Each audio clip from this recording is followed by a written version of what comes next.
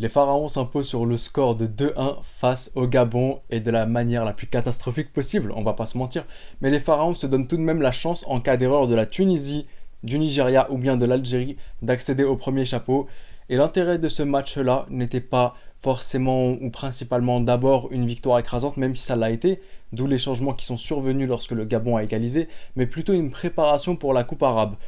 Parce que le 11 titulaire, c'était des joueurs qui évoluaient que dans des pays arabes, la restriction pour participer à la Coupe arabe, donc des joueurs évoluant uniquement en Égypte ou bien en Arabie Saoudite pour Ahmed Higazi. Et est-ce que c'est convaincant? Est-ce qu'on s'est préparé pour la Coupe arabe? Bien sûr, n'importe quel match, dès l'instant où on tire des bonnes leçons, c'est une bonne préparation. Mais est-ce que c'était convaincant? Non, c'était pas convaincant. Absolument pas. Parce qu'on a dû avoir besoin quand même des changements de Mustafa Fathi, Imam Achour et Mohamed Salah à la 59e minute pour pouvoir revenir et créer un tout nouveau truc sur ce terrain-là. Et franchement, c'est épuisant. Mais, je ne suis pas sceptique quant à la Coupe arabe. Pour deux raisons. La première des raisons, c'est qu'on va d'abord commencer contre le Liban et ensuite, je crois qu'on est dans le groupe du Soudan, si j'ai bonne mémoire. Franchement, je sais plus vraiment. Je sais juste qu'il y a l'Algérie dans le groupe. Les deux premiers matchs sont contre les deux, voilà, que j'ai cités, et ensuite l'Algérie. Donc, on aura le temps et cette équipe est un diesel.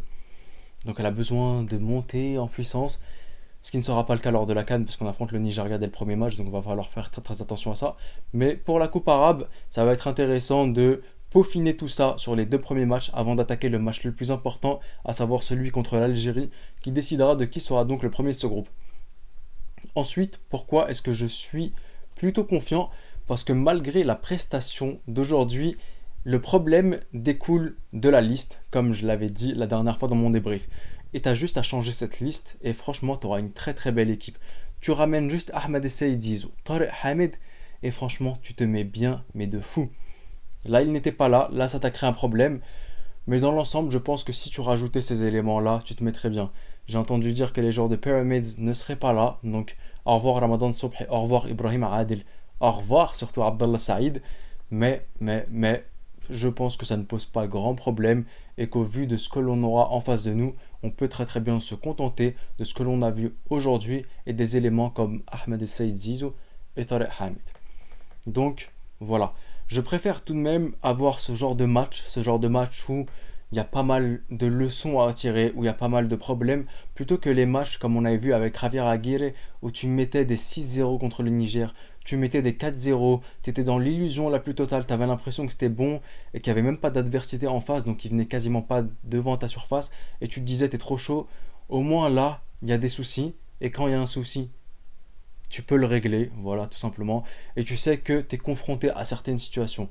Plutôt qu'avant où on était complètement dans l'illusion, là au moins il y a des problèmes, on les voit bien avant les compétitions, comme la CAN par exemple, parce que la CAN, ça reste quand même la compétition phare de l'Égypte, c'est notre compétition, donc au moins avant cette CAN, on voit quels sont les problèmes et on essaie de les améliorer. On a 2 mois aujourd'hui pour les améliorer. On a la Coupe arabe pour pouvoir s'améliorer, sachant que l'équipe est composée à 75% des joueurs qui vont participer à la Coupe arabe. Je pense que ça va être un très très bon exercice et surtout ensuite pour les qualifications à la Coupe du Monde.